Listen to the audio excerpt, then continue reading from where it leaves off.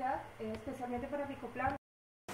Otros organismos como tintínidos, sifonóforos, posiblemente anfípodos, pero de copépodos y de esos otros grupos planctónicos se conoce muy poco. Es más, en su revisión presentan solo dos especies de copépodos descritas para la zona, que son Mesocalanus laiti y Mesocalonica nictonicornis. Otro trabajo que encontramos es este de Williamson y McGowan en 2010, que estudia el giro del Pacífico Norte y también nombra algunos aspectos del giro del Pacífico Sur. Según ellos, se efectuaron 3 cruceros entre el 69 y el 71 en el giro del Pacífico Sur con un muestreo entre 0 y 300 metros utilizando una red de 500 micras. Estos datos nunca fueron publicados, pero él en su artículo nombra que en el giro del Pacífico Sur aproximadamente hay 124 especies de copépodos y en el norte 158 especies. Pero no hay una publicación de esta información detallada. Bueno, ¿qué se sabe de la diversidad y distribución geográfica de los copépodos marinos? Bueno, esto hace parte de una base de datos global que tienen en Francia, donde recopilan toda la información que se sabe de copépodos. Los autores son Razalous et al. Y aproximadamente tienen registros de 2.600 especies de copépodos. Para nuestro interés está la zona del Pacífico Central Tropical, donde están los giros, que es la zona 19, y tienen registros de 541 especies. Y en la zona 26 de Chile, 436 especies según sus registros.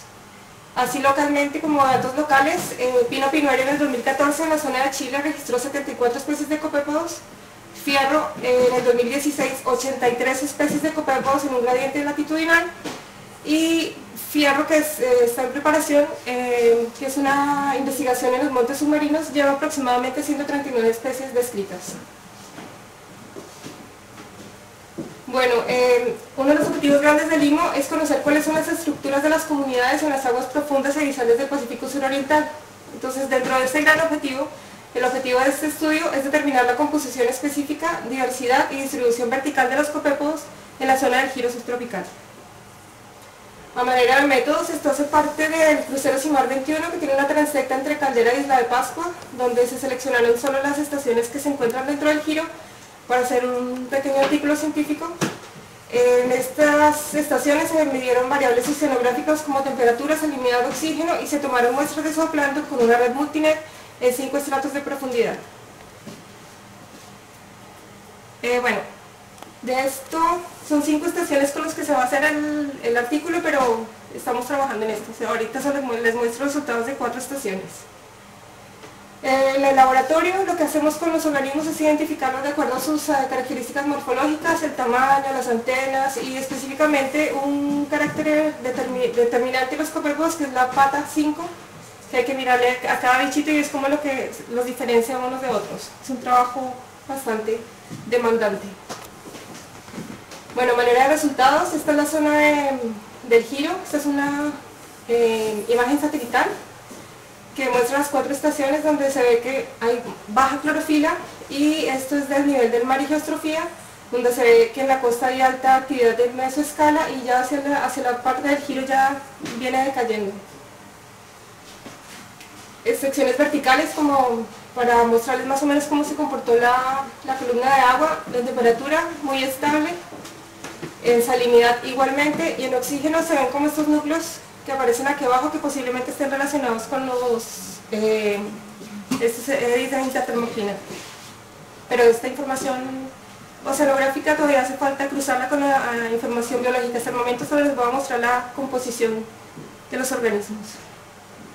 Masas de agua en la zona, tenemos 3 masas de agua: el agua subtropical, el agua intermedia antártica y el agua profunda del Pacífico, en esta latitud que es donde estamos muestrando. De la comunidad de copépodos, frecuencia de tallas, para unas pocas estaciones se logró sacar esta gráfica, porque es súper demandante medir cada uno de los organismos. Vemos que en la zona del giro se presentan organismos en su mayoría de pequeño tamaño. Se identificaron 104 especies de copépodos en estas 4 estaciones. A partir de la información que tiene registrada esta base de datos de copépodos, pudimos determinar que de estas 104 especies, la mayoría presentan distribución epipelágica, epimesopelágica o meso y batipelágica, que se mueven en las tres zonas. De hábitos alimenticios, de estas 104 especies, la mayoría son de hábitos alimenticios omnívoros. Hay filtradores, carnívoros, pero todavía hay muchas especies en las cuales no se sabe bien cuáles son sus hábitos alimenticios. A manera de composición y abundancia, en la zona epipelágica predominan los organismos del orden Calanoidea y Cyclopoidea, y en la zona mesopelágica igualmente predominan estos, pero ya comienzan a aparecer otros de profundidad, como son del orden Monilloidea, Arpacticoidea y Arpacticoidea. Estos son algunos ejemplos de algunas especies de ciclopoides, como Farranula, muy abundantes, Oncaeas, Coricaeus, generalmente esto es lo que más se encuentra, y calanoideus como Lucicutia, Nanocalanos minor, Mesinocera. Estas son como las especies que son más frecuentes. Estos son arpacticoides y estos son los que son de profundidad, los monilloides.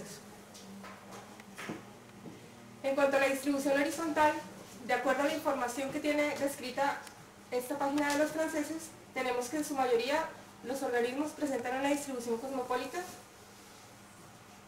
pero también tenemos algunas especies que son muy costeras y se encontraron en el Giro. Estas tres especies son de la zona de Chile. Otras especies que son de la zona cerca a Australia y de la zona de Chile también se encontraron en el Giro, netamente oceánicas, y que se encuentran acá y se encuentran acá. Esta distribución horizontal de organismos obedece principalmente a la dinámica del giro, puede obedecer a la dinámica del giro, puede obedecer también a la actividad de mesoescala tanto de este lado como de este lado, o también otra cosa que pensamos que es por la influencia de las aguas del Astrio. Es posible que por eso se encuentren estas especies allí. En cuanto a los índices comunitarios, tenemos más abundancia en los estratos superficiales que en los profundos, mayor riqueza en los superficiales que en los profundos. Y los índices de diversidad, este es el índice de Shannon y el índice de Simpson, muestran que el de Shannon muestra que hay más diversidad en el estrato superficial, bajan disminuyendo en los estratos profundos, y Simpson muestra que más o menos hay diversidad, alta diversidad en toda la zona. En cuanto a los análisis multivariados, que son de la composición y la distribución de la composición y la abundancia de las especies, el clúster nos arrojó estos grupos, pero junta los estratos superficiales, que es el estrato 5, el estrato 4 y algunos del estrato 3. Estos estratos, el 4 y el 5, hacen parte de la zona epipelágica, que también está relacionada con el agua subtropical, y el 1, el 2 y el 3 son de la zona mesopelágica y el agua intermedia, que es en parte del agua intermedia antártica y profunda del Pacífico. Entonces se encontraron diferencias entre la zona epipelágica y mesopelágica en cuanto a la composición y distribución de especies de copépodos. Este es un análisis simple que muestra más o menos cuáles son las especies como relevantes de la zona epipelágica: Lucicutia flavicornis, Oitona, Farranula. De la zona mesopelágica, estas son como las más frecuentes, y las que hacen la diferencia entre las dos zonas son estas especies que están acá. Según el análisis Permanova, encontramos las diferencias entre la zona epipelágica y mesopelágica. Perdón. Bueno, a manera de conclusiones generales, tenemos que la comunidad de copépodos en el Giro presentó baja abundancia y alta diversidad comparado con lo reportado por este autor Pino Pinuer en la zona costera frente a Chile, que encontró una diversidad de 2, y nosotros estamos encontrando una diversidad por encima de 3. La mayoría de las especies de copépodos registradas en el Giro fueron de tamaño pequeño y hábitos alimenticios omnívoros. La zona epipelágica presentó mayor abundancia, riqueza y diversidad. La composición y abundancia de copépodos entre las zonas epi y mesopelágicas fue significativamente diferente, y no se encontraron las especies descritas en estudios previos, como las que les mencioné, posiblemente por el método de muestreo y o la estacionalidad, aunque hay algunos autores que dicen que los ecosistemas de los giros son ecosistemas muy estables, y en estos ecosistemas la estacionalidad no influye. Y listo. Gracias. A Diego por la financiación, a Andrea Corredor y Matías Pizarro por la ayuda en la parte física y a Pamela Fierro en el laboratorio con algunos organismos. Gracias.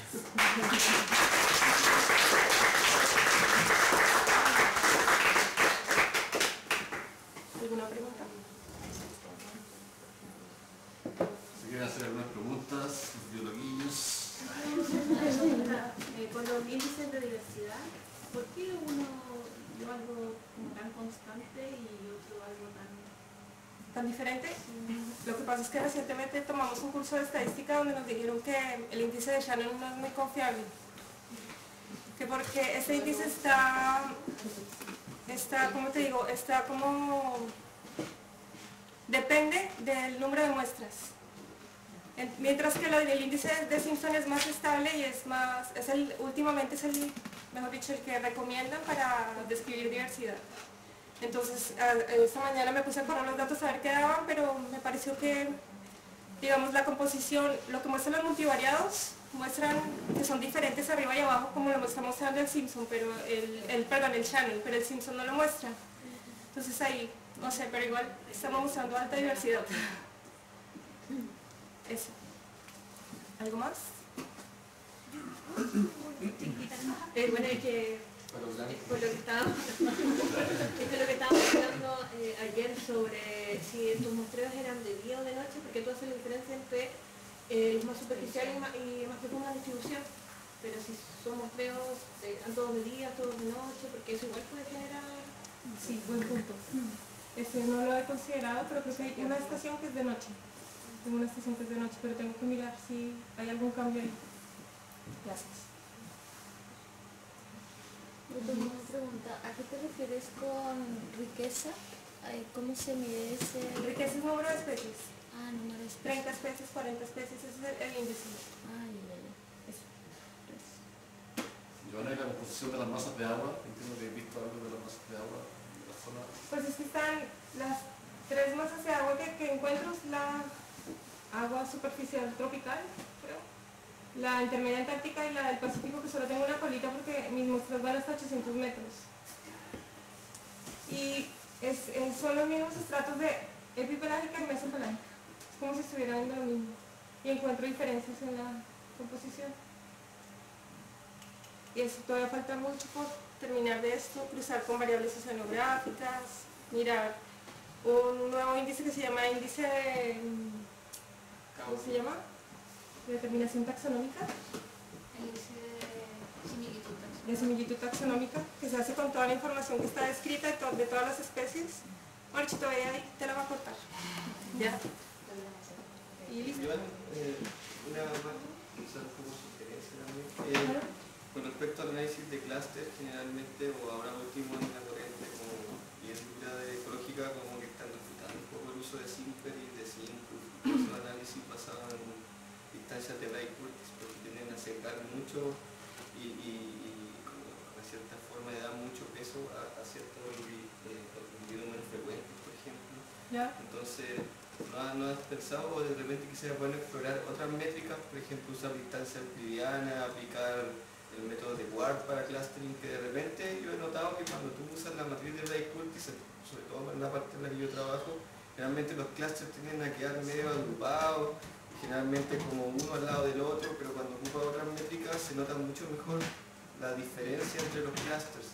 Por ejemplo, un artículo ahora que está pronto a salir, reanalizamos un set de datos más o menos grande y nos quedó mucho mejor, se nota mucho más las diferencias utilizando otras métricas. Es que estos análisis multivariados se van a agrupar siempre. Ellos siempre van a hacer grupos, siempre van a hacer cosas y todo depende del índice de asociación que tú le metas. Para datos biológicos está recomendado el índice de Wright-Curtis y para datos métricos o variables ambientales está recomendado el de distancia euclidiana. Yo soy de la corriente Primer y claro, llevo muchos años en esa corriente y me guío, y recientemente nos actualizamos con el curso que hicimos y hicimos esas preguntas que qué índice podíamos usar, que por qué no usar distancia euclidiana, que por qué este paper usa esto y no otro, y nos dijeron Wright-Curtis para biológicos sí o sí. No conozco el de Ward, va a querer que uno siga ocupando su modelo, pero actualmente te puedo contar un par de artículos que son súper interesantes respecto a análisis de pocas muestras a muchas muestras y empiezan en cierta forma a dar argumentos a favor y en contra. O sea, todas las métricas tienen cosas buenas y cosas malas, pero de repente es bueno explorar. Es que Primer no tiene tampoco algunas cosas, no tiene todas las medidas también. Además, por ejemplo, también usar Group Average en vez de Single Linkage, y hay varias cosas como que... No, pero esos también se pueden seleccionar. Eso se puede seleccionar. Es que esa nueva versión viene con un nuevo pool de cosas que... Claro, de repente, claro, Exacto. Primer ahora se ve un poco más, pero en general es súper... Te dice, si usted ocupa una matriz de abundancia, ocupe esto, y si no ocupáis eso y apretáis otra cosa, te dice warning, ojo, está usando esto para una matriz de... Pero eso no es tan cierto, eso es una cuestión también que viene asociada al programa y a la gente que está usando el... Totalmente de acuerdo. Mándanos los papers Porque para... igual era bien Primer, para- niño Primer, y ahora como que leyendo como que he notado que quizás hay otras aproximaciones que no te va a cambiar, el global no te lo va a cambiar, o sea, los resultados son válidos y están bien, pero a veces hay como estructuras finas, por ejemplo, en los clusters que de repente te permite, no sé, que a veces te queda la muestra A juntas con algunas B y todas las otras B separadas, pero si cambias la metodología, tú notas que porque tú no sé, pues es como cuando a priori tú sabes que estás tomando una muestra de acá y la otra muestra de allá y tú esperas que se separen y a veces no se separan tan bien y es como... Sí, totalmente de acuerdo. Sí, mírame. ¿Te parece? Ok. ¿Alguien más? Ya pues, un aplauso a la Giovanna.